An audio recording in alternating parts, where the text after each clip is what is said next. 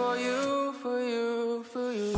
I think I'm going crazy and a little confounded, 'cause I'm helpless, I can't wait to be drowned by your love, baby. You're a stranger, get on the unbalanced, oh, oh, oh. Just a little damage, but with you I don't wanna be here. I felt like running through the pouring rain. I felt like letting go of my mind. I felt it coming with no ground to brace. I think I just might be mad for you, drowning by the fact that I don't need a reason to be mad for you. I'm losing my head and going mad for you.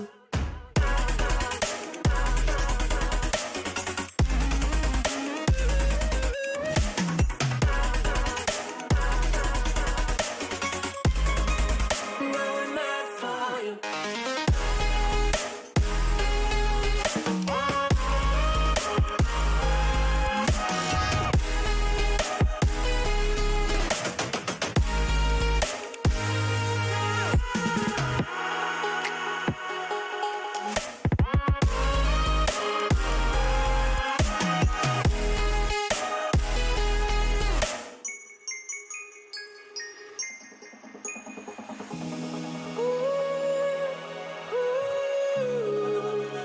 I'm mad for you, for you, for you, for you.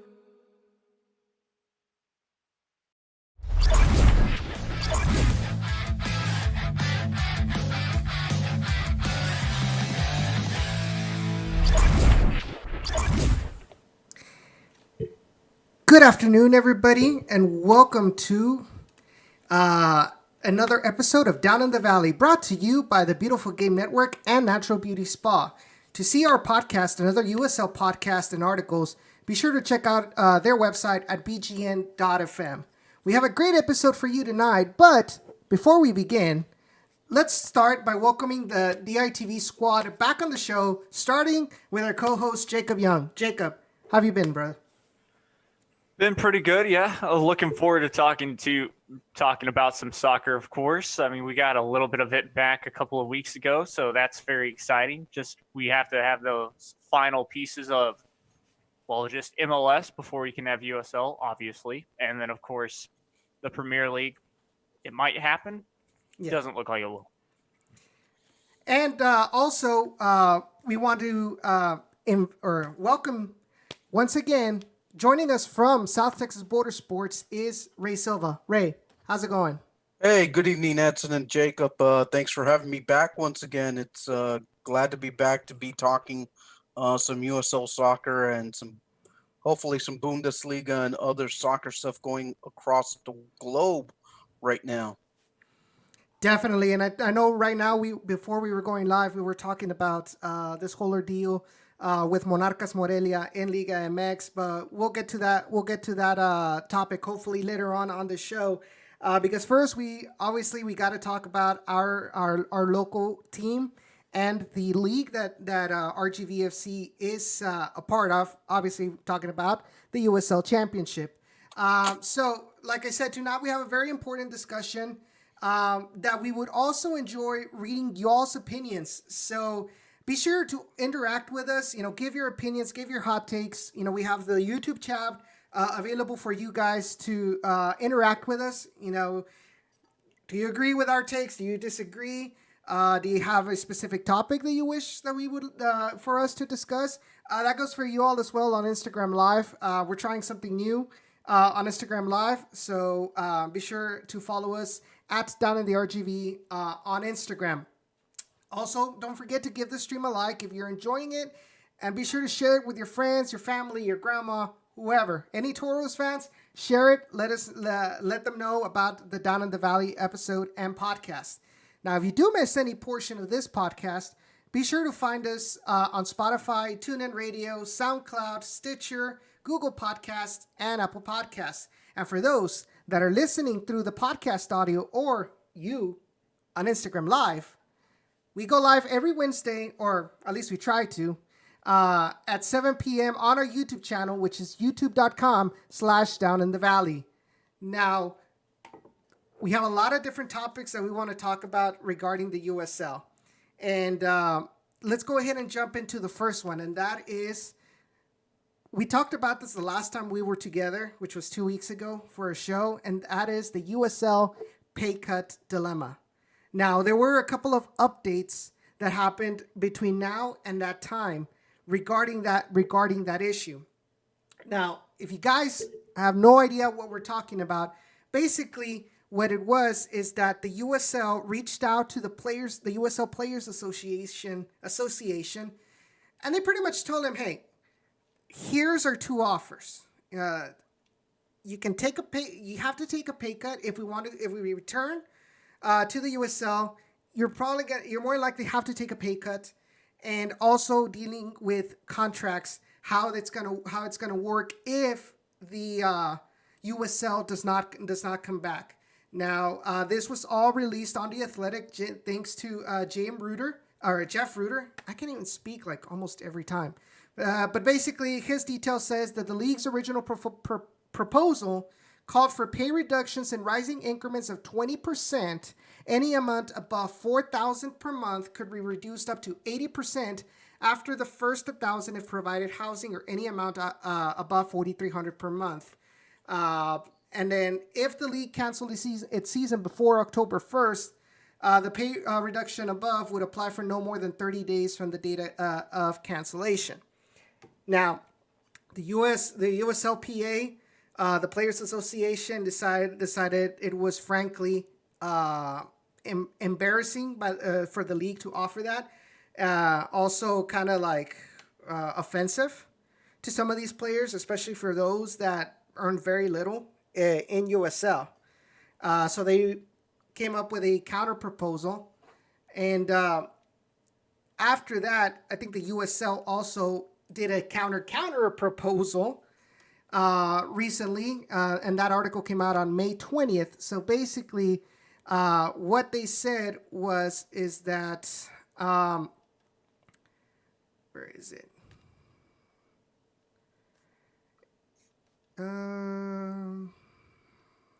Okay. So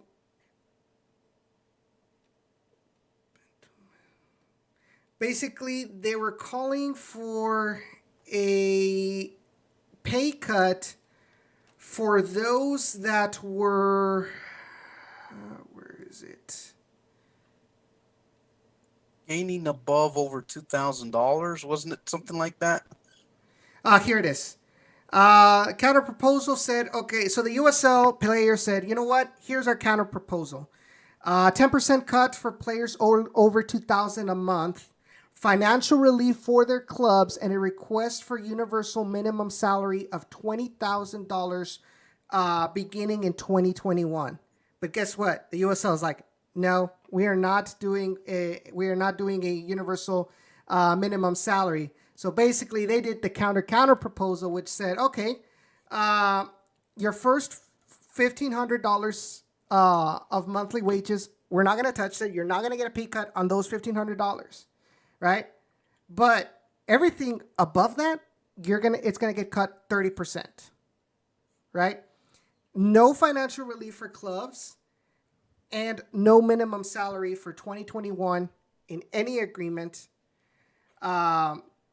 And would only guarantee 2 weeks of severance pay if the 2020 season was canceled.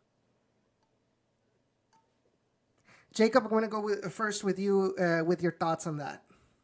Yeah, well, so the USL is not the only ones doing pay cuts like that. Of course, the big thing was the MLB not too long ago making a pay cut. I believe it was yesterday that the news broke. And why I bring that up real quick is because players like Bryce Harper, guess what? Their salary got cut in half so that those players that didn't get paid even remotely close could actually get, paid their full amount.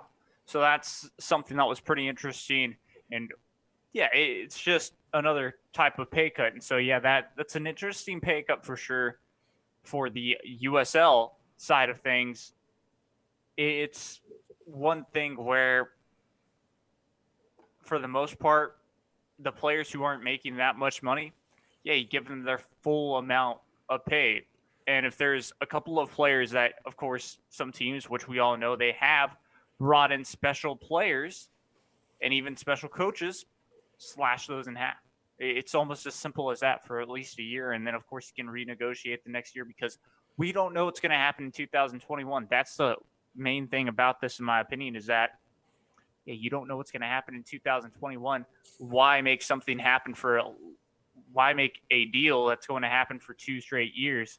So that's just something a little weird on my point. But yeah, other than that, I think it's kind of fair. It's just they're going to have to make, of course, money. And yeah, I understand if the 2020 season happens, why are these players going to get paid? But how does it work in the offseason? Because I don't really know if, well, let the players, I guess, I don't know, have a little bit of an offseason and then train again. It's strange that they will only get 2 weeks of severance pay. So I would say maybe about a month would be necessary. But yeah, it's a little weird. They could do it better, but that shows you how much the USL necessarily isn't making. Right? Well, first of all, I'm going to applaud here the USLPA for trying to make something called a collective bargaining agreement to where the salaries are already touched up as they are for 2020, and also trying to set something for at least the following season, because one thing that's not being taken into consideration is like, okay, if the USL set to make anywhere from 5 to 7 million on new incoming franchises, 70 to 80% of that money goes to New Rock Holdings, which is apparently a parent company of the USL. Correct. And They the bought it rest from Nike. And then the rest of the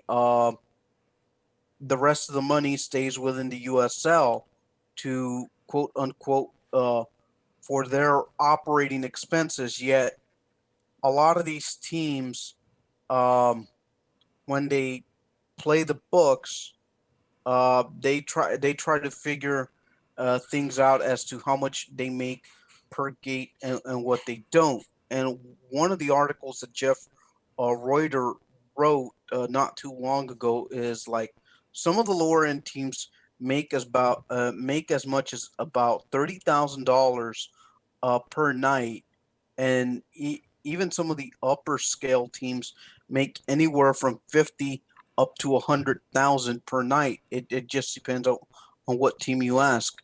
Then again, there is no specific labels as to what teams they are. Now, that's where I kind of commend the USLPA as trying to throw in at least a Band-Aid agreement for at least this season and the following season. So that's kind of my stance on here, is that I'll take the player stance, just because they have a set plan for every one of the players that are involved. Correct. And I think Jeff Reuter mentioned it correctly, saying that most of the players in the USL, they don't make those $100,000 contracts or anything like that. Most of them, they earn pretty much the bare minimum, maybe just a couple thousand above the poverty line, right? Mm-hmm. So, which is the poverty line, which stands around 13,000. Correct. And yet the USL like bare minimum contract is like 15,000. Correct. So it's like hovering right around there. So yeah. So I commend these players for taking that stance and trying to build something for the future. Correct. And it says here in the article, so the 2020 federal poverty line for single adults is $12,760. Like you mentioned, many clubs pay their players 10th month contracts of $15,000 a year. And a lot of these players aren't single either. They've got a family to feed with that kind of wage. And so they have to make ends meet, trying, I guess, side hustles, selling shoes or Giving trying. clinics. Yes, correct. Giving clinics, to try to make a little bit extra money to sustain themselves. Hmm. So when you, as a league, go to these players that are already struggling to make ends meet, luckily there are some, like I said, that are provided housing. Now imagine those that are not providing housing and still having to live with this kind of wage, and then the USL comes to them and says, "Oh yeah, you have to take a 30% pay cut with this offer." Like, hey, what the hell? So say for example, let me just give you a clear number. So one of the offers that was thrown out there by the USL, okay, if you make a minimum of 1,500, we're not touching that. But say for example, if your contract is worth 2,500, guess what? We're gonna be grabbing $300 from the additional $1,000 more than you're making. So therefore, you're only making 2,200 instead of the 2,500 that a player is supposed to make on paper. Mm-hmm.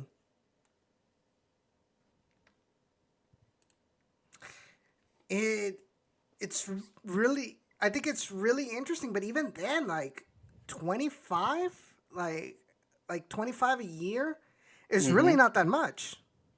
No, and take a look at it from this regard. Okay, 25. If you're making 25,000 for a 10-year contract, Mm-hmm. so take away $3,000 from there, give or take that 30% pay cut that they're negotiating. Mm-hmm. Uh, uh, it's probably the equivalent of a paraprofessional contract down here in the valley, give or take. I think when I left HEB before moving here to Houston, I believe I ended up making like, what was it, maybe like 21 a year, something like that. Maybe it wasn't even that much.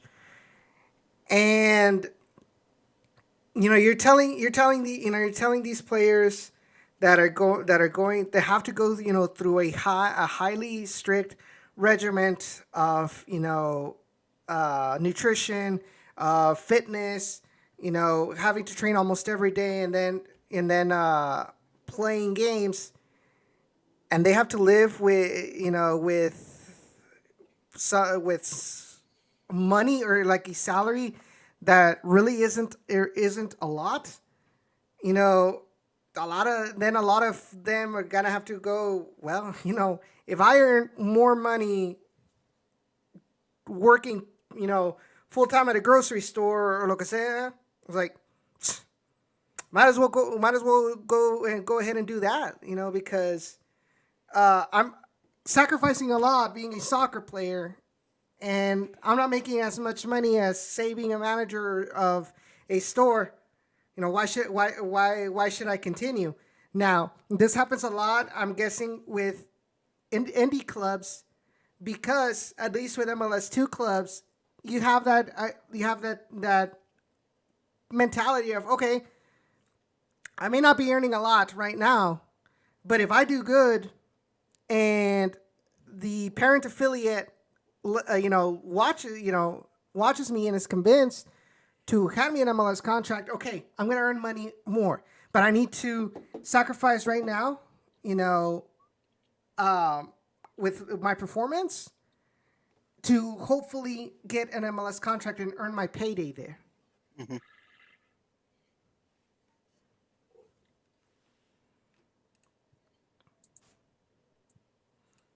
Yeah, and it's just something that um, it comes down to a dollar and cents uh type of thing, and um I mean that's why I'm kind of hoping that there's like a resolution for a collective bargaining agreement Yeah. with for the players association.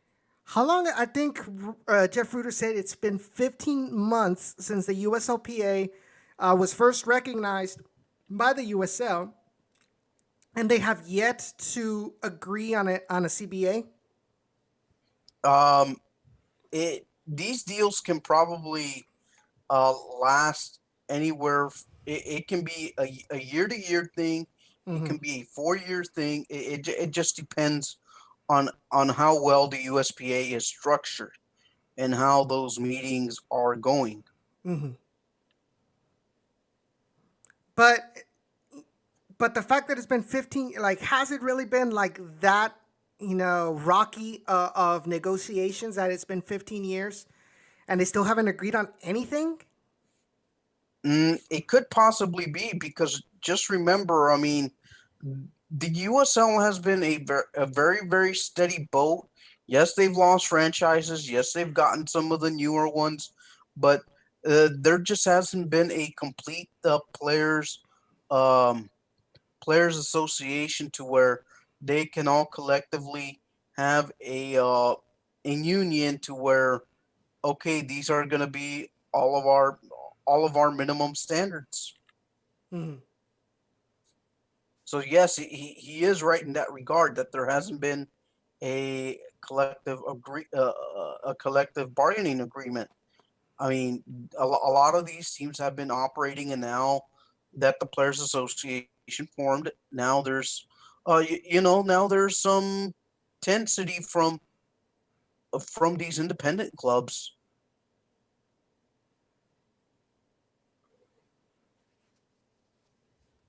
What are you thinking right now, Jacob? I see you. Well,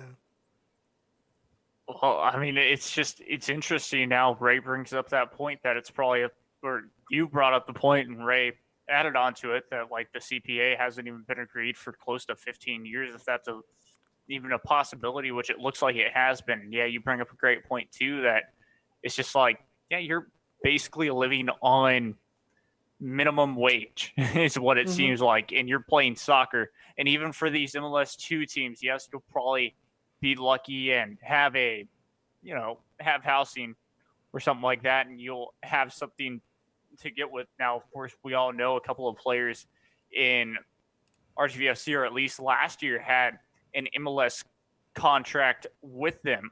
I believe that's one of the players would be Kyle Adams this year. And so that kind of helps, of course, him with, I believe he kind of does have a family. If it's not a girlfriend, it's his wife or something like that. And he's also got a dog to feed too. So yeah, it's all these different things of, yeah, the USLA isn't making that much money in general. And then you look at, I mean, they are, but they aren't. And then you have to pay everybody. So then it gets very scarce. And then there's clubs that don't even have housing for their teams. You look at Kai Green, it's the same deal. It's a total mess. And it's going to be like that forever, because that's what we know of minor league things, as it's going to be struggling. Look at I was going to say MLB, but the minor leagues down there compared to, as well as it goes on. We're not an NBA podcast, but it's the same deal with the NBA G League. So it's all this stuff that you don't necessarily think about too much, but it's crazy. But I think my point here, my disagreement is more along the lines of, okay, I understand there's going to be, without games, there is no revenue for clubs. Believe we discussed it last time. The only revenue could be basically the ESPN rights with the USL, which we don't know what the amount is that was given to the league, and how much of that money was actually distributed among the teams, right? So in the case of the Toros, you can't have soccer, you can't have concerts, you can't have special events, meetings, or anything like that, or seminars that you can host, like at Bird Ogden Arena or at HEB Park, or any kind of public activities. So you don't have any you don't have any alternates of ways to earn some income, while soccer is gone, to at least maintain some sort of balance on the balance sheet to pay off your expenses of the building and of your staff. Okay, we understand that, but you also need to understand that these players have contracts that are legally binding, and you as an owner, you as a team, you negotiated with this player the wage. Okay? You established that. You as a business owner, you know that there's going to be some risks involved in soccer. Risk that you can control and risk that you cannot control, including a global pandemic. Right? So, shouldn't some of these owners who are multimillionaires or billionaires in the case of MLS, shouldn't they be able to at least absorb some of this risk, at least for this year, and then try to make that money back the next couple of years? Well, I mean, to add to your point too, or to kind of counter it just a little bit, is that these owners, yes, they're making a ton of money, but at the same time, if their businesses weren't necessarily like a bank or, and of course, RGVFC's case, that's the lucky part about it, that their main sponsor, the owner, owns a bank, which is pretty great. A bank, a hospital, yeah, a construction company. Yeah, if so it's stuff like that, that's awesome. But if it's places like a restaurant, then that could be a little bit of a problem, as in that's the owner that just owns a chain, as in they had to be shut down for a little bit and just have takeout and delivery, which in the long run, that didn't do too bad either. Yeah, so I guess I'm kind of countering my own point now, saying that you're probably right in that they could probably absorb some of it, but at that same time, and the saying always goes, they're not necessarily made of money, but who else is? It is a global pandemic. It has been crazy. It's turned everything on its head. So it could be half and half for sure. Like the USL has to step in just a little bit, as well as the owners, to kind of make ends meet. So moving on with the you mentioned, and it's a good transition regarding to owners. Now, the last couple of days, the owner of Oklahoma City RGVFC released a public statement on social media that says this: at RGVFC, it is our aim to live, breathe, and act with integrity. Our fans, staff, players, and community have and will always be our guiding light, and we work every day to make the community we call home proud. Right? The COVID-19 crisis has greatly affected all of our lives in countless ways, and as a professional soccer club, we have not been immune to the hardships it has presented. However, even in these difficult times, we have continued to honor our agreements with our players, even when other teams have had to lay off or furlough their front office, cut programs, and take pay cuts to maintain their operations.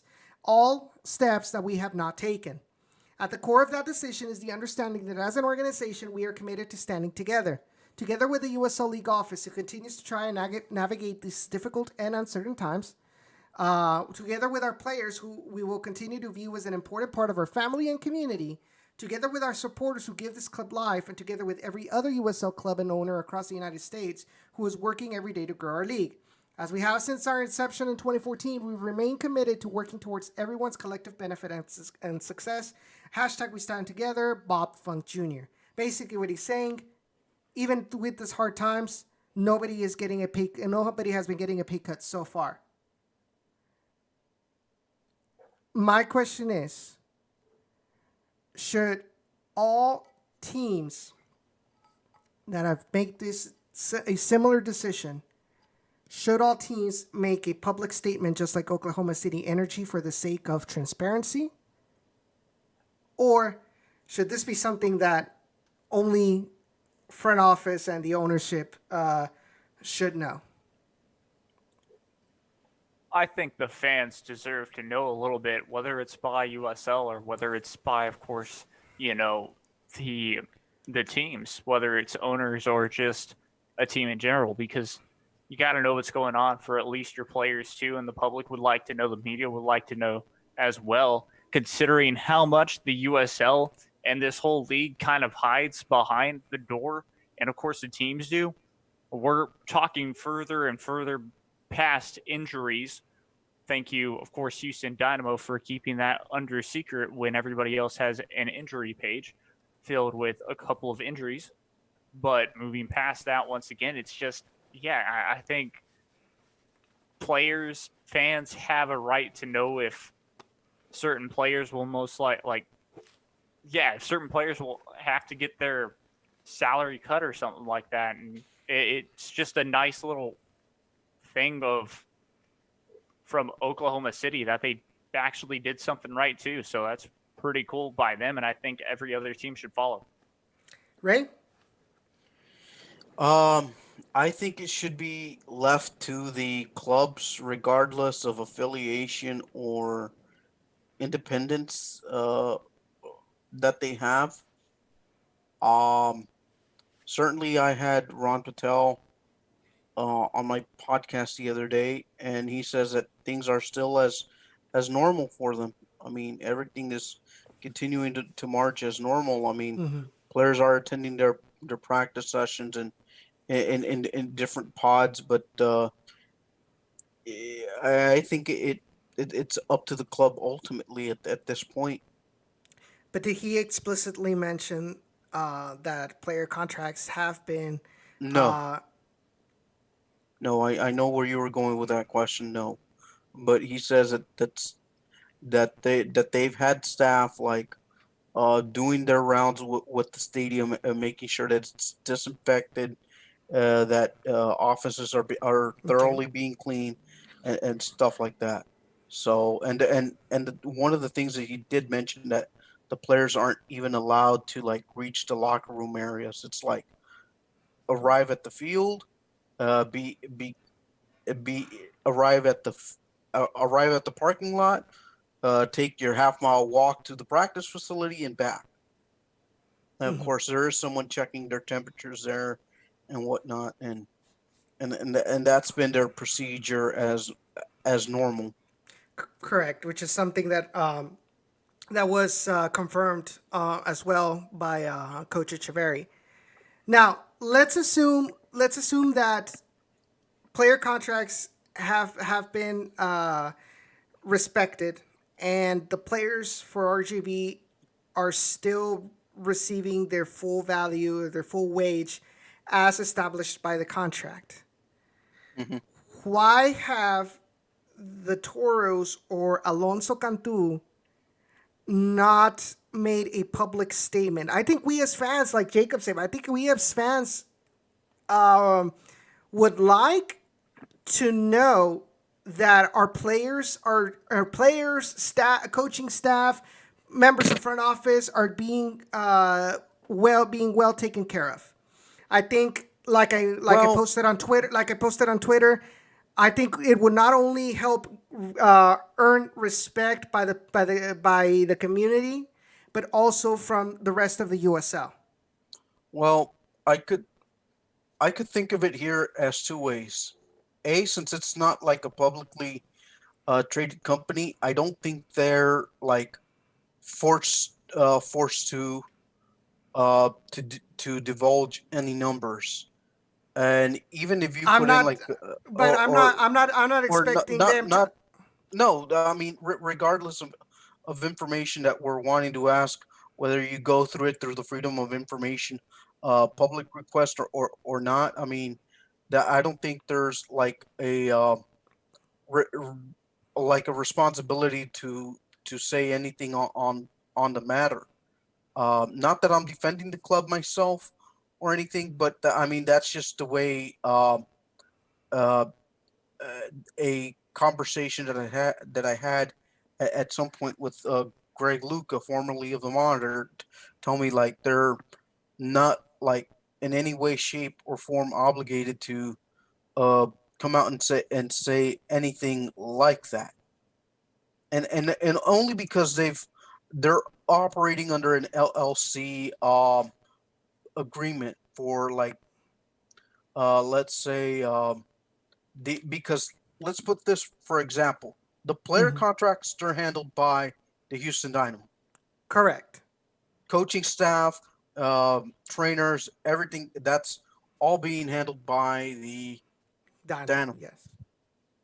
Now, as far as front office staff, that's a whole different issue. So they cannot respond for something that, let's say, I mean, they can respond to stuff that's like front office related, but not as far as players. The players, I think that would have to be a Dynamo thing. So basically, what you're saying is we'd be asking for a miracle for the Dynamo to be transparent about it.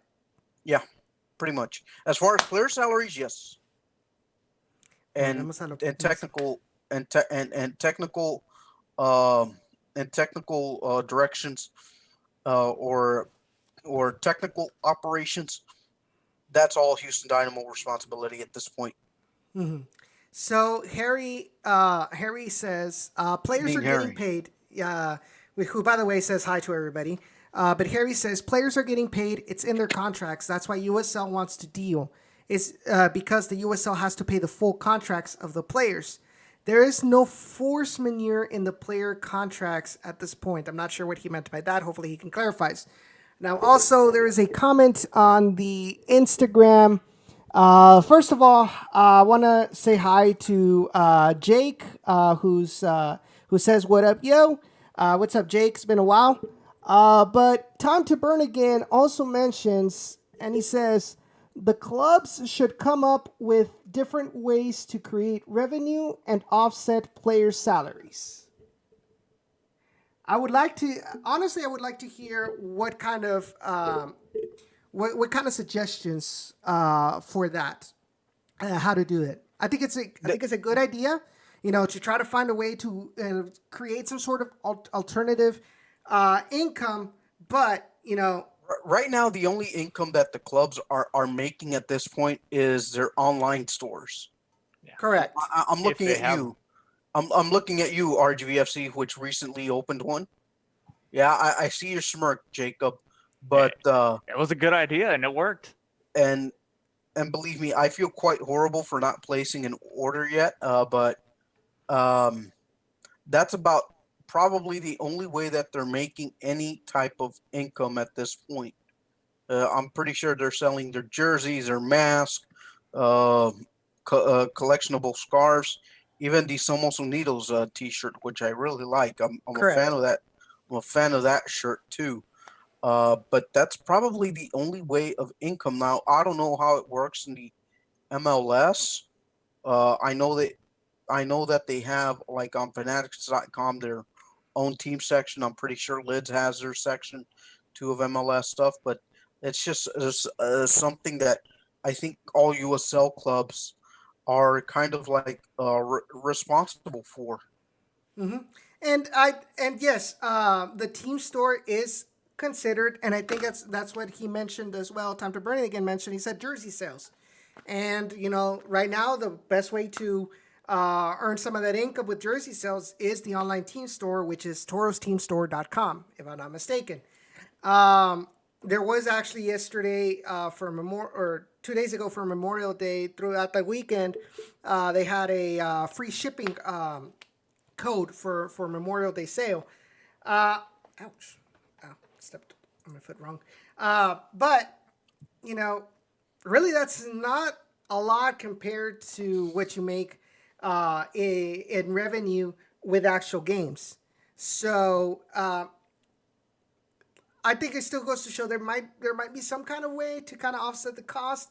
But if you have an owner that is invested in honoring the contracts and honoring the jobs that are currently being filled by the employees at this moment, and not furloughing them, it goes to show how connected to the community these owners are. Because at the end of the day, billionaire owners, they create jobs, right? The jobs, the function of these businesses can't be run without people, right? And I think I think it's something that people forget when they say, well, it's because billionaires are job creators.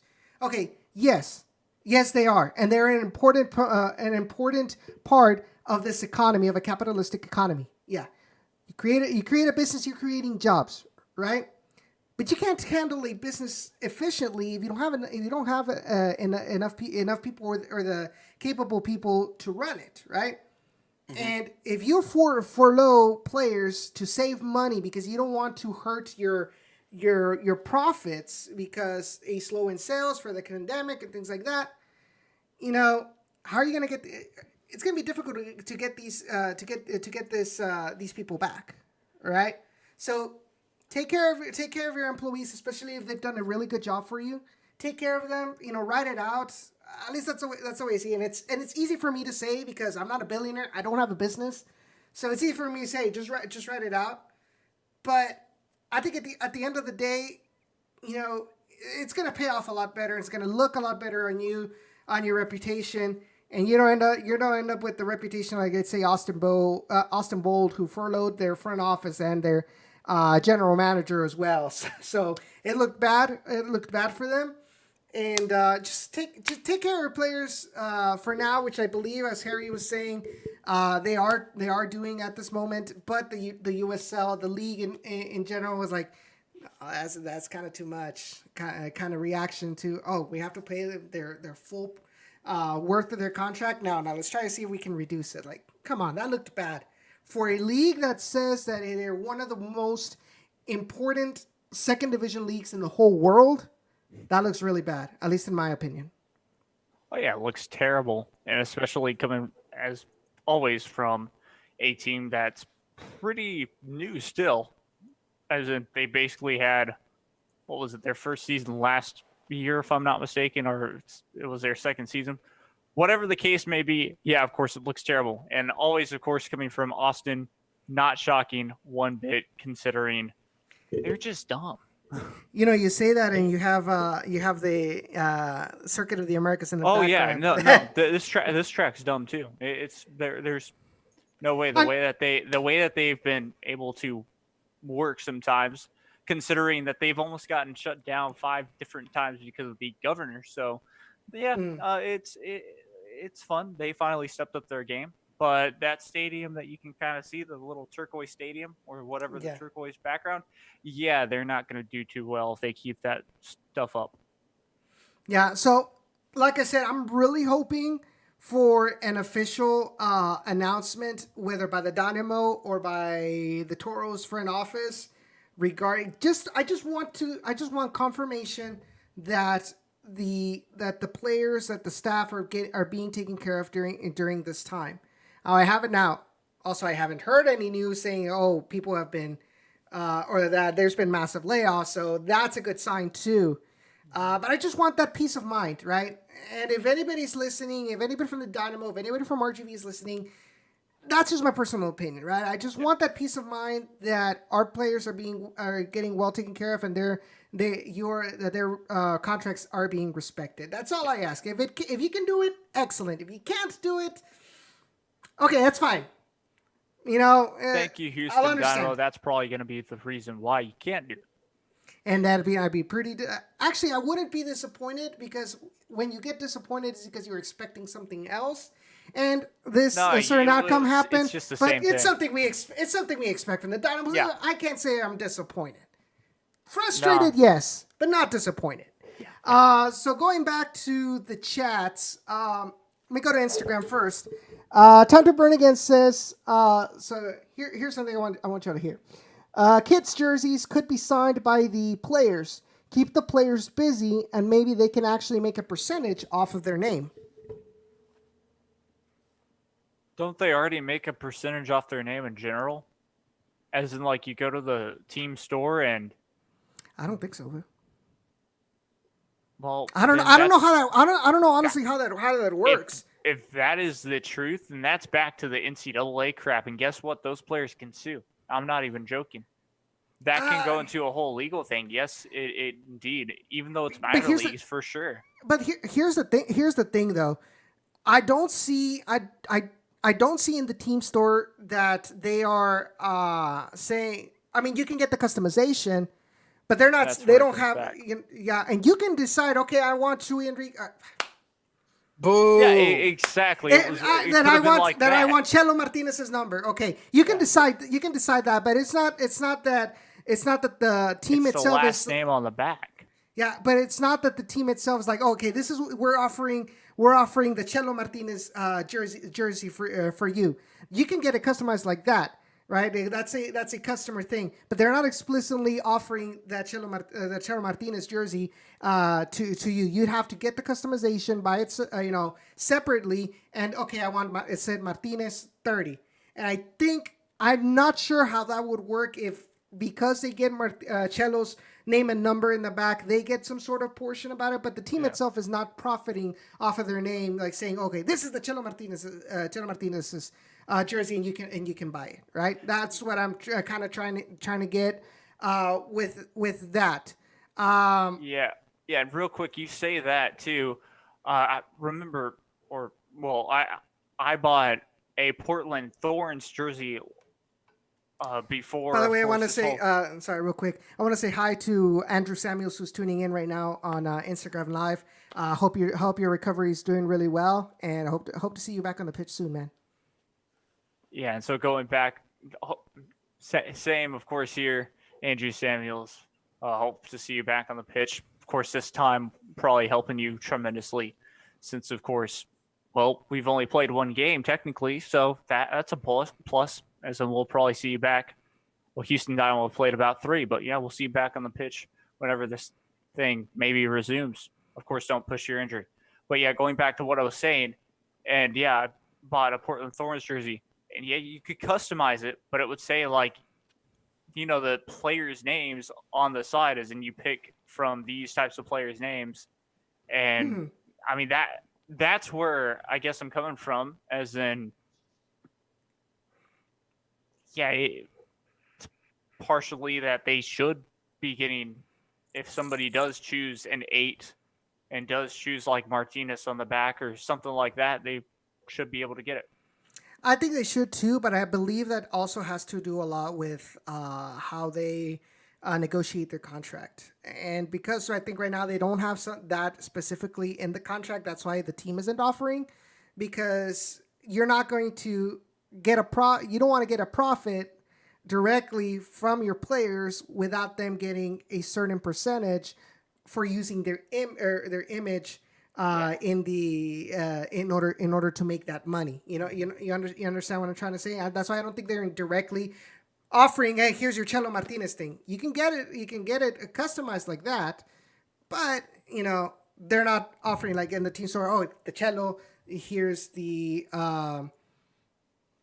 Timo Melic jersey or anything like that.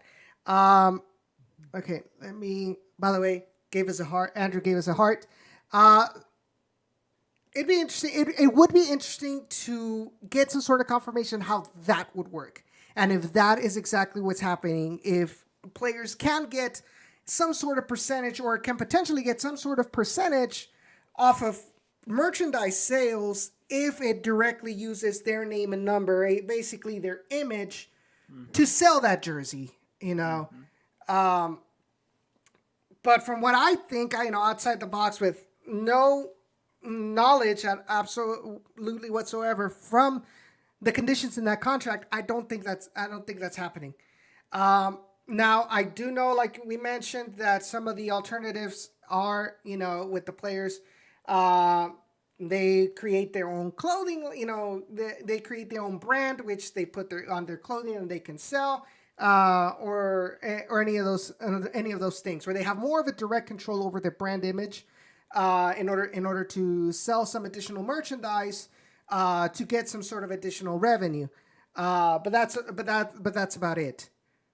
Harry, let's not talk about that, okay? But Harry actually reinforced or actually explained what he meant about force majeure. He says force majeure meant that the USL has no out clause due to not playing. So basically, that there's no pandemic exception in the contracts, where which allows the league to say, okay, you're not playing, I'm not going to pay you because it's in the contract. They don't have a clause that exempts them from paying them because they're not playing. Yeah. So that's why they want to negotiate. I think that's what he was trying to say. Yeah. That makes 100%. That makes total sense. They don't want to lose that much money. I think we talked about it too, but it's true. You're still a business at the end of the day. Cut your losses as much as possible. Yeah, definitely. Ray, any quick thoughts before we move on? None at all here. None for me as far as the likeliness of a player profitization or anything like that. But let's move on to next topic, please. All right. So the next topic is we're out. No, I'm just kidding. The USL survey sent out by Jeff Reuter might be a pretty good interest point. That is one. Do you want to take the baton to explain that? While I get to absolutely. So, Jeff Reuter, in one of his more recent articles, put out a survey as to what should really be of importance towards the USL. Now, some of the topics that included was a collective bargaining agreement, as we just finished talking about. Video game licensing was another topic that was talked about too in the survey, and having the players taken care of, and etc. etc. I think also one of the issues that was on there was if USL should create a women's league as well. And also and another sub point to that is trying to keep its Division 2 license under the USSF. And relegation promotion was another topic of conversation in that survey as well too. I can tell. Yeah, just throw it out. Just throw it out, Jacob. No, that ruins everything about what this league's supposed to be. It's pretty simple, especially when you have MLS 2 teams in a Division 1. That is why. That's basically what I'm trying to say. Hey, if you can, they can move up. That's what it is. It's more about players moving up to the MLS than it is about teams trying to move up to the MLS. But of course, it would be all because USL, MLS would never agree to it, considering they have the right amount of teams and everybody pays so much money to go to that. But the pro rel thing was between pro rel, for USL. I Yes. still don't. It's kind of the same deal with those MLS 2 teams, unless you want to put all the MLS 2 teams to League 1. But I think those that's what they're MLS trying to clubs do. would not try to go for it, though. I think that's what they were trying to do. That was also one of the things that was mentioned. That USL would be trying to convince MLS 2 teams to move to USL League 1, and I do agree with that. But I know you saw it just recently with Real Monarchs. Technically, an MLS 2 team, they won the USL Championship. So if Exactly. if they deserve to be, And before that, the New York Red Bulls too. What, did they use Mike LaBelle in 2016 as well? Jesus, I'm still salty about that, and I'm glad that he didn't play last week against Kembo Kibato, because that was extremely stupid by USL to allow a pro gamer and EMLS player to play in this kind of tournament. And guess what? Kembo Kibato almost beat you, so you're not as good as you think. Or to be fair, I'm actually going to say Kembo Kibato should be or is really good at playing FIFA. Yeah, exactly. Same thing with, no, I'm just not a good player. Never mind. I was going to say that Chuy Enriquez is good, but I'm just not a good player. Es mi hijo. I beat him all the time in FIFA. Exactly. I beat him all the time in FIFA. So And you're probably gonna see or hear this somewhere, Chewy. Where's my rematch, bro? Where's my rematch? Yeah, and well, so when we do have Coronado, speaking about this real quick, when we do have Coronado on, I think the interview should just be over FIFA, and like all of us just play against him, or like also invite like Castellano on too, and it would be like me and you versus Robert Castellano and Coronado, and we just have that type of interview. I don't think anything would really be said, but it would be great content.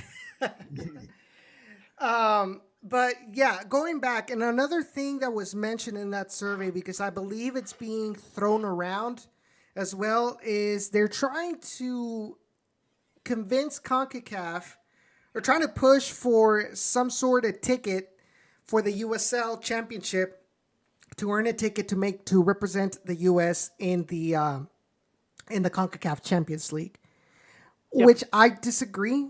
Mostly because every other league in the CONCACAF Champions League, it's the first division that earns the tickets to make it to the intercontinental, but the confederation tournament. Exactly. And also, there's several fold points that the USL can make. Off of that, if they do end up like establishing a lot of the guidelines to say, you know what, the USSF can really say that we're a Division II, but if you look at all of our structuring, we look more like we're trying to be like a Division I structure. Really, when you have a league that still has a lot of baseball fields. And some of these baseball parks outside of RGV, outside of San Antonio, which I'm still not sure if their field is CONCACAF accepted with its dimensions. Which other US or maybe even Louisville City's new stadium might actually be up to CONCACAF specs? But outside of those stadiums, who else has a team or a stadium that fits the requirements by CONCACAF in the USL League? Yeah, and who can sit more than 5,000 people? Real Monarchs. How much does their stadium sit? Because it looks a little small to me. A 7,600. 7,600. No, but I'm talking about like field dimensions. CONCACAF, FIFA, they all have certain requirements of how each field must be measured, right? Mm-hmm. As well as the what's the word I'm looking for? It's not framework of the of the whole, the training grounds, the where the opposing team might be held, where they can be comfortable and stuff like that. When you've got El Paso, when you've got New Mexico, you got all these teams playing in training I'm just fields. Saying it from a league perspective, whether they get it or not, that remains. I just don't see any validity to it. And if we want to be strict about it, the USL Championship does have a ticket or a way to get a ticket into the CONCACAF Champions League, but you'd have to win the US Open Cup, right? Which is the same in UEFA, right? Because in UEFA Champions League, it's you base it off who wins, who is the top certain number of positions in the first division of each individual tournament, and maybe a couple or maybe one ticket will actually be given if you win the local cup, right? Yeah, except for I gotta interrupt you both real quick. Okay, I gotta interrupt you both real quick. Hey, Harry Austin, do you sell pot, please? Carry on.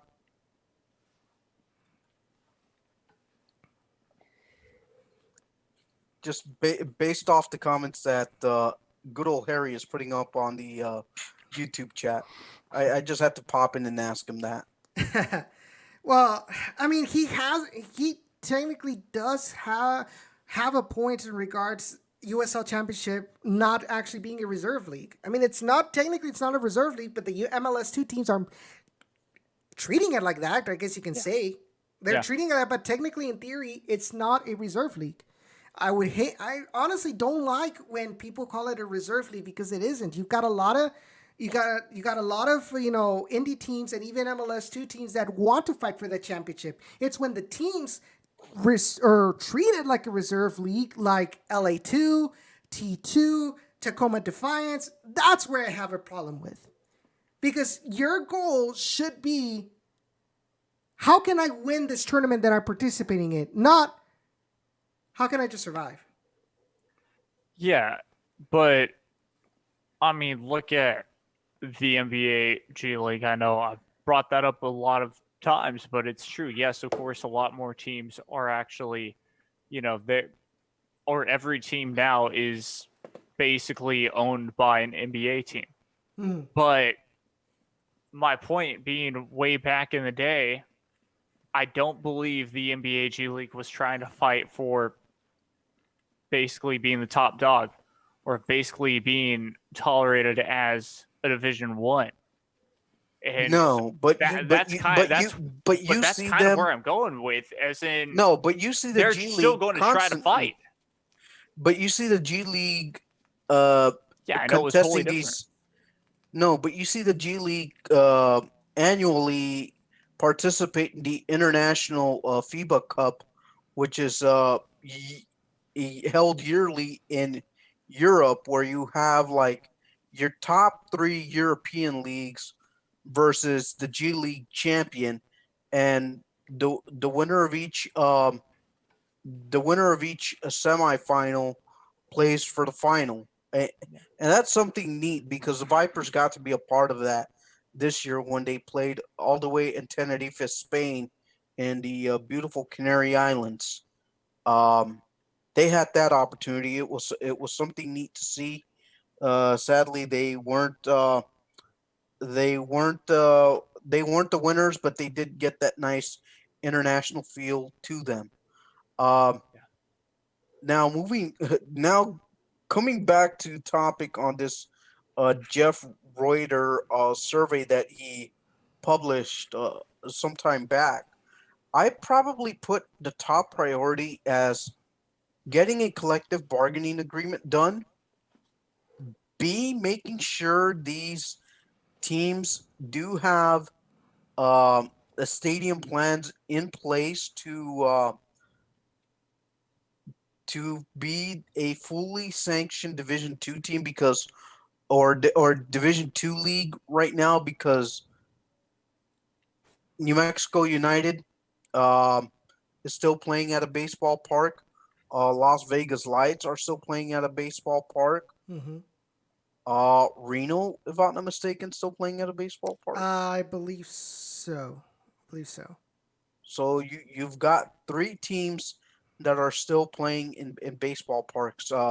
Tampa Bay Rowdies is another example, but I think Tampa Bay Rowdies, they're converting Outline Stadium into a soccer, or as close to a soccer specific stadium as possible. I don't believe there's gonna be any baseball doing. They're just gonna be making the necessary remodeling of Outline Stadium to make it a soccer stadium. So I don't think that should be a problem. And I kind of forget the some of these Nashville, which is scooped up by MLS, so they're out of the question. Atlanta United 2. That was another one that comes to mind. They play at a baseball stadium from time to time.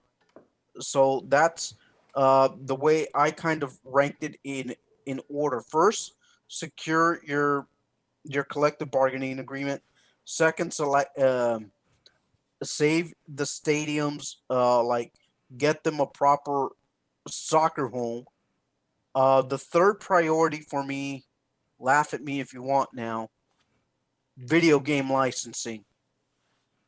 That makes or breaks the that doesn't make or break the deal for me, but that's like kind of like that's like my high roller factor. Number 4 would be, of course, setting up a women's league with the NWSL, trying to gain some sort of affiliation with them. But wouldn't the NWSL first have to become independent from USSF, like they're kind of trying to do? Not necessarily. I mean, you look at the way MLS is operating; they're not necessarily free from USSF. I mean, they're playing under a lot of their guidelines being built, a lot of soccer stadiums with over 20 plus capacities. Mm-hmm. So there's that factor. I mean, NWSL, yes, it's a first division league as far as the USSF sees, but for women. So I don't see why not try to create a second division for women. Mm-hmm. That's kind of where like I ranked my top 4 in that order. Yeah. I think for me, the USL first needs to get its act together with its current teams. Try not to lose as many teams to MLS. Try to make sure that you don't have any more Fresno Fox's dilemmas where they have to move to Monterey, California. Try to make sure that your current teams can get decent stadiums, established already. That way we have to stop playing in sandboxes or baseball fields. Sandboxes like in San Antonio. I didn't want to say that, but yes. No. To be fair, Toyota Stadium it's a decent stadium. I like the sight lines that Toyota Stadium offers, and that whole sandbox thing. That was just a whole transition between summer and winter grass. So you can't really. You can't fully pin it 100% on San Antonio for that. But, y'all are going to hate me for this real quick, but I'd rather that place, no matter what, just be called the Sandbox. It's a fun name for a stadium. That is a fun name for a stadium. True. I mean, true. But going back into the chat, by the way, we had to finish Instagram Live because apparently we have a time limit on how much we can go live on there. So, yeah, it's like an hour. Yeah. So Harry says, Edson, explain Canadian Premier League and MLS Canada teams. Why is CPL granted a spot? Because technically the CPL is Canada's first division. Yeah. The Canadian teams just happened to play under a special permission at the time. These just happened to play under MLS, which is the US's representative for the CONCACAF Champions League.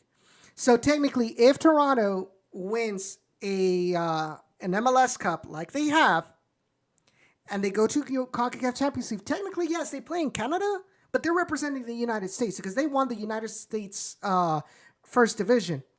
Now, when you have Montreal going in as well, they're representing Canada because they won the cup, right? At that time, the Canadian Cup, right? And then also now with the CPL, technically it's Canada's first division. That's why they have a ticket into CONCACAF. They are not a second division like the USL Championship is technically under the USSF pyramid. But also, if you take a look at it from this perspective, the CONCACAF views the CPL as a first division for Canada. Yeah, that's what I was trying to say. So, with that being said, I mean, you almost had a Forge FC almost make it to the big-time CONCACAF stage. Mm-hmm. That they fell short to the Central American side, Olympia, who has been giant killing MLS teams along the way. Yeah, and now Harry also said, I would accept a spot in the CONCACAF League, the play-in rounds, not a straight ticket into CCL. But we go back with the same thing. It's a second division. We got to give priority to the first divisions, right? Just like in everywhere else. I mean, we already have enough teams as it is in all of Central America to successfully fill in the CONCACAF rounds. And if you really want to go to CCL, try to win the cup. Just because you're the most important, quote unquote, second division or self-proclaimed most important second division league in all of the world does not give you a special right to demand a CONCACAF Champions League ticket just because of that. You already technically have it. You have like a half a ticket or something, but you got to win the cup. Yes, it's difficult, but guess what? Because you're going up against first division teams, and if you can't beat a first division team from your home, from your home cup, what makes you think that you're going to be competitive at an international level against teams like Tigres, against teams like Olimpia, against teams like Alianza or Árabe Unido?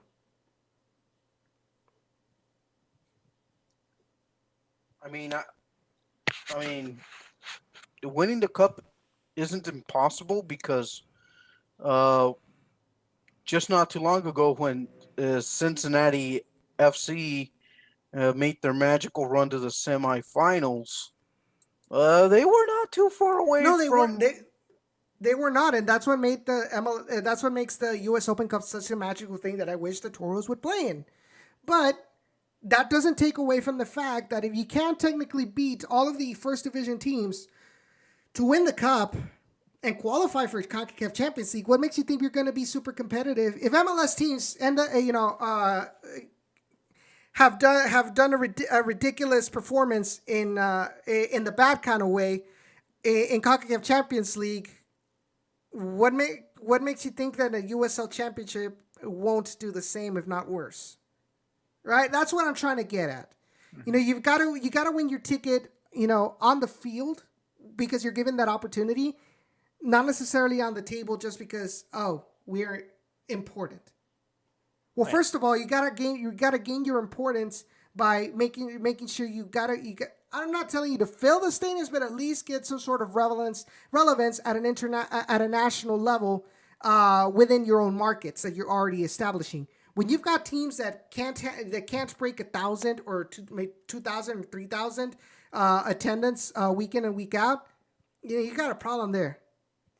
Yeah, and I mean, you do bring up a good point, but also to be fair, you're talking about MLS teams not necessarily doing too well in the CONCACAF Champions League. Well, I mean, it also can simmer down to this, as in it starts up in February or just about February. So does the USL. They haven't. I mean, so does the USL. So they'd go in the same in the same situation as MLS teams currently do, but you're also technically of less quality because you're in second division, based on the pyramid. My point was the season hadn't started yet. The regular season for either MLS or USL hasn't started yet. And then, of course, you're talking about who they're playing against the rest of the seasons around the CONCACAF. Guess what? They've already started. If not, they have 2 seasons, which is really still strange in my opinion that there's places that only have 2 seasons and then they don't have any playoffs. So it's strange. Yeah, I'm looking at you, Liga MX. But yeah, point being, that's kind of the reason why you see MLS teams not necessarily do too well, because they haven't necessarily gotten off the ground yet and practiced that much. But yeah, it would still be the same deal. I'm not saying that USL would do any better because they probably would do worse because it is still USL. Unless, of course, you bring in superstar players, which is sometimes what they do. But you got to pay them. And exactly, and you got to pay them a big amount.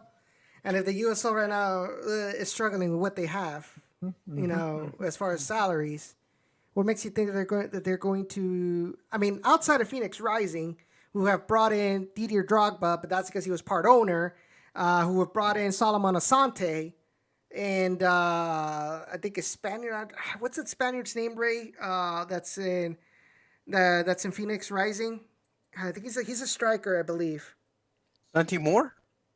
Because he moved to he transferred to New Mexico, right? Santi Moore. Yeah. But I think I think there was somebody else. Vaquero. I think his last name was Vaquero with a B. But they have. I guess you could say they have the money to bring in those kind of players to the USL, but other teams don't. I think maybe if they were to get a CONCACAF ticket, I think they'd kind of do a decent job. Phoenix Rising would be. But at the end of the day, you got to show it. If you can't beat the MLS teams to get to that ticket, what makes you think you're going to be competitive? And that's my final take on that specific subject. Mm-hmm. Yeah. Final thoughts on that? Final thoughts is, you're pretty much correct on that whole thing because, it's true. What makes you think you're going to be competitive in a league where everybody was competitive in, their cup? And it's Right? weird. Well, I mean, it's just something that, I mean, first I would like to see the end results of this poll to see if and when Jeff Reuter will release the Correct. to see how everything stands. But I'm not changing my order as far as the stability of the league is concerned. I mean, I'm just going to keep with those 4 points. I mean, yes, you're going to end up losing franchises left and right, but I think Fresno was just a poorly planned thing that could not work out at the end. So, so just real quick, looks like Juan Chavez, I wonder who that is, and Rio RGV defeat Greenville Triumph SCS Poland in the Week 4 quarterfinals in a 3-1 win of the USL E-Cup. I wonder who Juan Chavez is. I don't think he's a player, so he's probably a member of the staff. So congratulations. I'm probably thinking he is a player of Greenville Triumph. I mean, I would not be surprised. No, because it says that Juan Chavez and Rio Grande Valley FC defeat Greenville Triumph SC. So Juan Chavez is playing as RGV. Oh, but Lord. anyways, it doesn't matter. It doesn't matter if he's a player or if he is part of the staff or just a fan. Huge congratulations out to him in his first experience playing for the representing the Toros in the USL E Cup. Congratulations on your win. I believe tomorrow they're going to be playing in the semifinal. I haven't checked if the rival has been set yet for that. It's between the winner of Austin Bold and FC Tucson. Let's go FC Tucson. Wow. I don't care. Oh, against Austin Bold. Okay. Yeah, against Austin Bold. Yeah, okay, exactly. okay. I thought you meant against the Toros. I'm like, what? No. What? Austin Bold. No, we want Austin Bold to. Although I could see the Get reason destroyed. why you would root for Austin Bold, Jacob. I could see it. No. Yes. Yeah. No joke. Of course. We're just gonna be hammering on you for that background. So just expect that. But okay. So final topic of the night, because it's already gonna be 8:30 in a couple of minutes and in 15 minutes. All right. So the Toros did release a survey that was sent out to fans on their mailing list. And basically what that survey was, is if the USL's championship season were to return for 2020, what kind of steps would you like to see the HEB Park and the Toros implement to make sure that fan and players and anybody that attends, their health and safety concerns are actually met?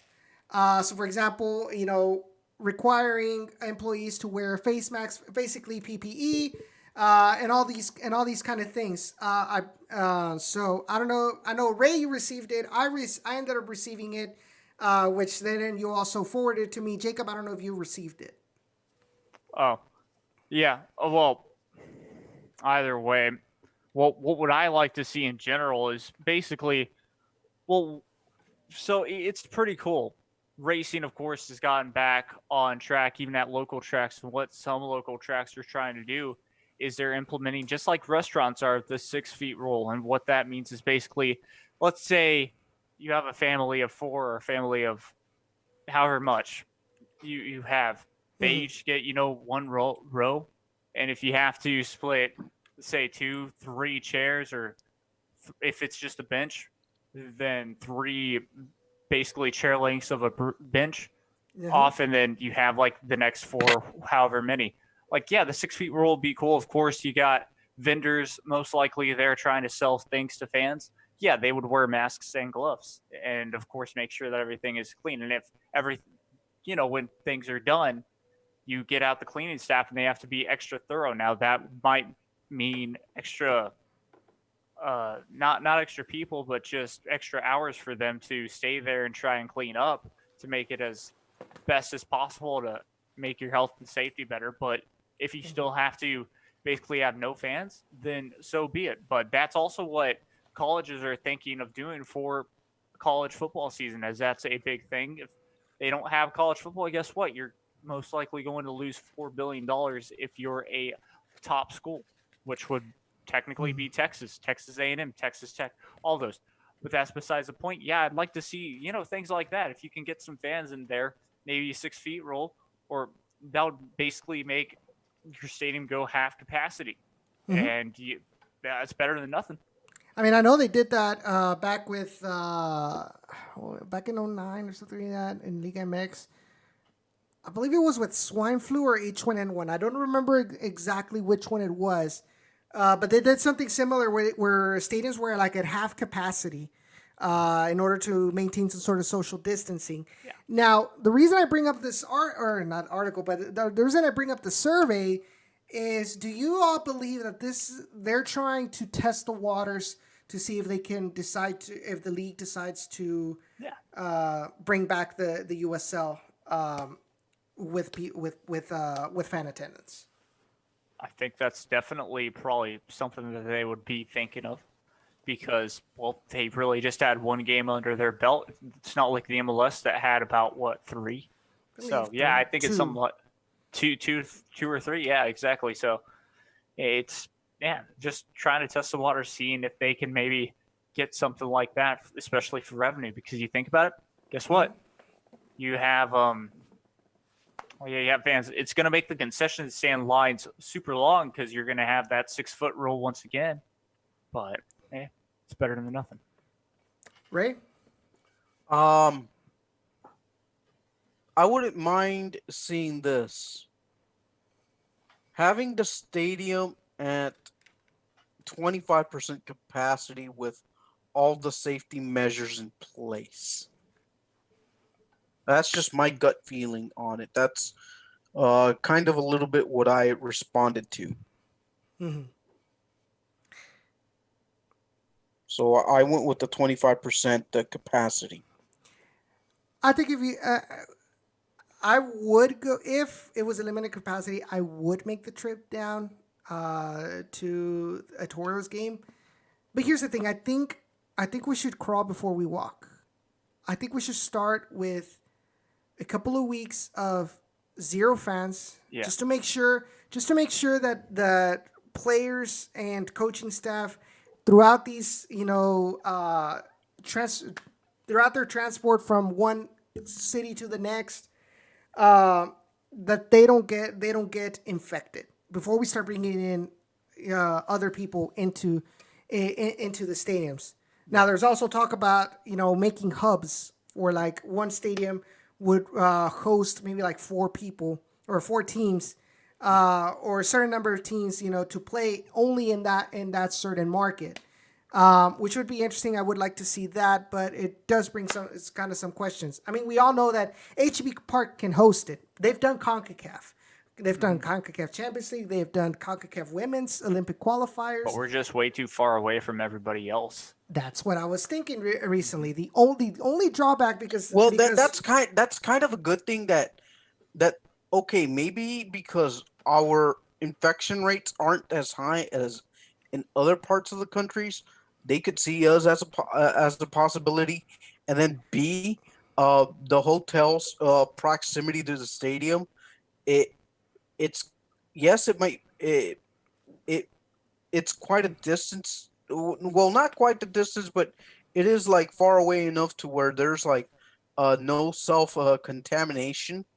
Knock on wood, but there is that possibility where RGV can potentially land one of those hubs.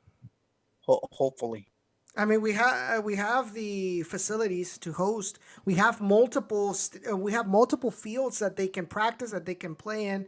I mean, we have at HEB Park we've handled multiple teams playing multiple games. Whether it was and, a double, and the whether it's a stadium double has header. held and the stadium has held multiple double headers. I mean, you've had the women's Exactly. World Cup qualifying, the Olympic qualifying. We've had a CONCACAF Champions League, and remember last year, Edson, we got to see your team from Mexico, Tigres and Atlas, and then The Toros. Real Monarchs, Toros. Exactly. I mean, we can do it. We are capable of hosting such a thing. The question is, does USL see it the same way? Which would be interesting. And are teams willing to come over here? That's another thing, which I don't think it should be an issue. I mean, like I said, the facilities are big. They'll be able to accommodate it because we've got, not only do we have the stadium, we've got the training facilities. You've got the Idea Toros field as well, where they can be playing in as well, or practicing over there. So we have that. We have that. All of that in our favor over any other USL team. Now, where I was trying to going with it is, okay, so let's decide. And we talked about this, or you brought it up yesterday or the day before, Ray, and I told you let's go ahead and leave the discussion for today. Let's say the tour or the USL decides to grant HEB Park the hub for multiple teams, Okay. right? And you brought up the question about media. What should we do about the media? Would we allow? Would you allow the media members to go in person to the stadium? I was reading an article by one of the Washington Post writers. I want to say it was Goff was the gentleman's last name. Yeah. He was stating that in Germany they were allowing the media to enter the stadium. So I would say yes. But of course, I don't make that final decision. I hope I'm not vouching for anyone to get in. But I say yes. But I mean, here's the thing though. You're probably gonna have media. It's true. I mean, Germany was a lot more advanced in how they handled the coronavirus than we have in the United States. But that's all I'm going to say, because then we're going to go into politics, and that's not what this podcast is about. No. But basically what I'm trying to say is, if we do the hub, you're more than likely going to have media members from San Antonio or from other cities in general coming in, right? They have their equipment. Are you going to enforce that they have to disinfect their equipment right then and there before going up to the players, going up to the coaches for post-game conferences and things like that, where you can do almost the same thing on Zoom, where the only equipment that the player or the coach will be in contact with is equipment that is 100% from the team, right? So that's why I said, when you ask me, it's like, well, I'd allow the media, but press conferences, I would prefer like post-game press conferences to be done via Zoom. Oh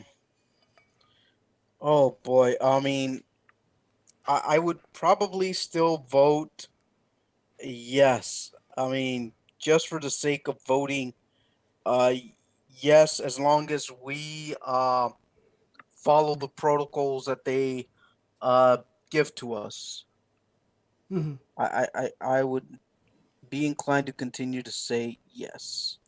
I mean, don't get me wrong. I want to be back at HEB Park. I want to be back covering the team in person. But if it's going to be a risk for for the players and coaching staff, I'd wait it out. I mean, we can still grab the information on via Zoom. Where the coach we ask the questions to coach answers the questions, and the players as well. While also with that, you were respecting the social distancing and not also with the as far as the equipment where they're not exposed, and we as media are not exposed in case for some reason one of the players or coach is infected but asymptomatic. Jacob, what are your thoughts on that? Yeah, I'd say if it's a hub, no, not really with the media. I would really allow, because like you said, it's San Antonio would probably be there, Tampa Bay. If, basically they'd have two hubs. It would be for the West and the East. And you'd have, media all from the West Coast, of course, coming over to one stadium. It would just be a mess. Who have much higher risk of infections in those areas than here. It would just be, in general, it would just be a mess, in my opinion. But of course, airfare would be out of their pockets, so they'd probably not want to, because just one little flight, it's not actually that cheaper considering the way that it's impacted them. They have spiked up the prices again for that. But then, if it's, like I said, if it's hubs, I would say, empty stadium as much as possible. Maybe only the family at most. And also, which gives a lot more credence to what you mentioned right now. The media from all these other places might not actually want to make the trip down to the Rio Grande Valley if it happens. Yeah. So why not make it accessible to them via Zoom to have conferences with their players, with their coaching staff, through the distance? That makes it a lot better. And like I also mentioned, it helps respect that social distancing boundary between players and the media. I mean, that's my take on that. I know you all probably have a different viewpoint, as you guys in the chat, Ray, Jacob, which all of us are making valid points. But the question is, what is the USL going to think? What are the Toros going to make? I will share this experience. Right before all this stuff happened, with the Vipers, the very last game that they had, they kind of had like a little semicircle where each of us were like 6 feet apart. So coach would have a podium, so with the player, and we would just fire away our questions from 6 feet away, 6 feet apart from each other. So that would be something that I guess a stadium media relations would have to kind of like coordinate, doing the social distancing from a press conference point of view for post-game interviews. That was something that was implemented in the G League right before all of this stuff hit. And then even to the posterior, where I got the chance to interview Mr. Borrego right after COVID hit. The same social media, social distancing rules applied. So if that's enforced, I have absolutely no issue at all. Yeah. None. Okay. Seems like a very, like I said, very valid point. I would like to see anybody that's watching right now or listening through the podcast, let us know on social media what you guys think. Follow us on Twitter @Down in the RGV, as well as on Instagram @Down in the RGV. We also have Facebook as well, facebook.com/Down in the RGV. Let us know what you guys think. What would you like? Would you, if you have received the survey via email and you haven't filled it out, go ahead and fill it out, send it out. You actually do have an opportunity to win, I believe, a jersey. If you fill it out, you participate in the raffle where you can win a personalized jersey from the Toros for free. So you can get something really cool out of it if you do participate in this survey. And it also helps them understand, okay, what direction should we go if the season were to actually come back this year. But another thing I did want to say, you look at it right now a lot closer to our grounds, because you were talking about Germany, the balls, well, they have no ball boys or girls, but they do have balls, positioned in different locations throughout the field, make sure it's easily accessible and nobody else, gets in contact with it. But also with NWSL, today they announced that the NWSL Challenge Cup was going to happen in Utah, both the Zions Bank Stadium and Rio Tinto Stadium. Now, as far as I can tell, there isn't going to be no media members. There is going to be no fans in that tournament. So if USL actually does go through with that, I think we might see some of that. No fans and no physical media presence in these hubs. Why I say that? It's a lot more closer to the ground. NWSL is technically going to be the first professional sport in the United States that's going to be making a comeback.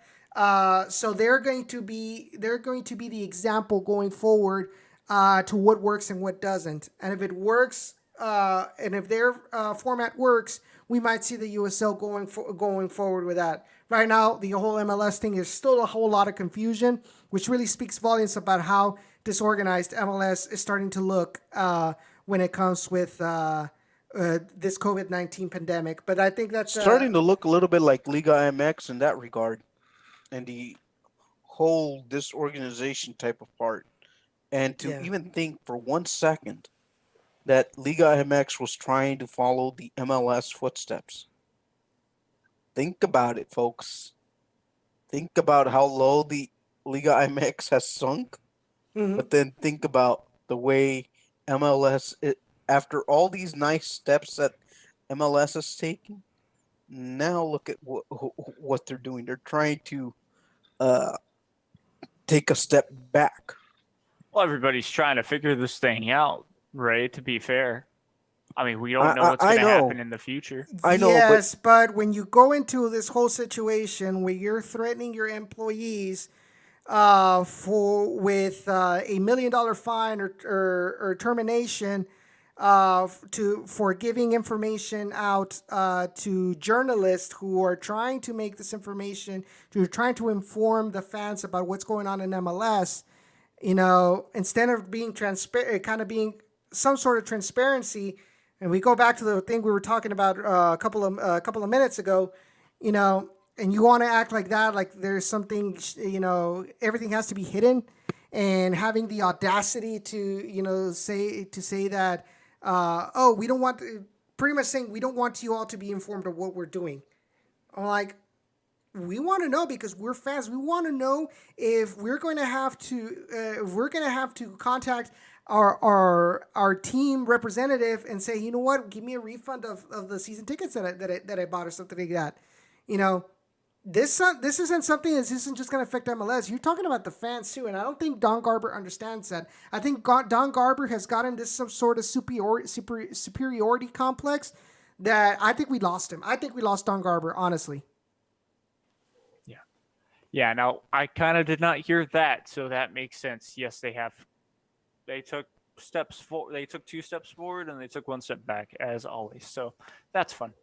Yeah. But anyway, guys, I think this is a good time to end tonight's show. We really appreciate Harry and my dad, Javier Ochoa, who participated, and Jake as well, who participated here on YouTube. Want to thank. I know the stream is over for Instagram, but I do want to thank. It's Time to Burn again. Want to thank Andrew Samuels. I believe Cello was also there watching the live stream on Instagram. And anybody who watched this on Instagram, thank you all for your participation. Thank you all for your support for Down in the Valley. If you did miss any part of this episode, I will be posting the audio version probably in 2 parts to kind of make it easier to navigate through. I'll make a 2-parter of this episode. Will be uploaded to Spotify, TuneIn, SoundCloud, Google Podcasts, Apple Podcasts, and Stitcher. Obviously, the BGN.FM. So you guys can listen to anything that you did forget or did miss. Be sure to also follow our social media at Down in the RGV on Twitter, Facebook, and Instagram. Check out our website, ditvpodcast.com as well. And don't forget to also, we want to thank our sponsors, the Beautiful Game Network, as well as Natural Beauty Spa for their support of the Down in the Valley podcast. You guys want to follow Jacob? Take it away. Yeah, if you want to follow me, Jake Young 456 on Twitter. That's where I talk more soccer than anything. And Instagram, Jake Young 99, and Tip of Texas Sports Network on YouTube. Mm-hmm. Ray, you can also follow him. You guys can follow me at SOTX Athletics with an X ending at Twitter. Instagram, Ray Silva 1 or South Texas Border Sports. Same thing on Facebook, South Texas Border Sports. You guys can follow me there and follow my recently created podcast, which just dropped earlier this afternoon. So I am there on the podcast. So feel free to follow that as well, where we not only talk about soccer, but I opened it up to all the different sports that are either related into Rio Grande Valley or have had some sort of a connection to the Rio Grande Valley. And also, I believe your second podcast, like you mentioned, you had Ron Patel on. So if you guys have not listened to that, be sure to follow him. He'll give you the link to that interview. There was a lot of interesting topics that were talked about, not only about RGV, but also like in soccer in general. It was a really good chat. Really commend you for that interview with Ron Patel, Ray. So congratulations on having him on. And one last one. If I can ever get my audio issue straightened out with my Emile Legault interview that I had a while back, that might be a podcast to hear pretty soon. But I gotta fix my audio issues. So yeah. So guys, thank you so much for your support. Josh, yes, I'll see you right now in FIFA 20. I'm gonna beat you again. I'm starting to get my groove back. But thank you guys for your support. And if you guys are listening to the audio podcast, be sure to subscribe to our YouTube channel, youtube.com/Down in the Valley. Make sure to also click on the little bell. That way you always get a notification whenever we upload a video or we go live. Next week, we're probably not going to go live. But usually what I'm going to try to do now is like, we'll have a show with all of us. And then the next week I'll have like an interview with a player or anybody related to RGVFC. With it during this pandemic where we don't have a consistent news about our favorite club. So thank you guys for your support.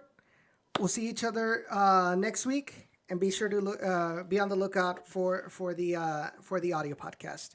Take care.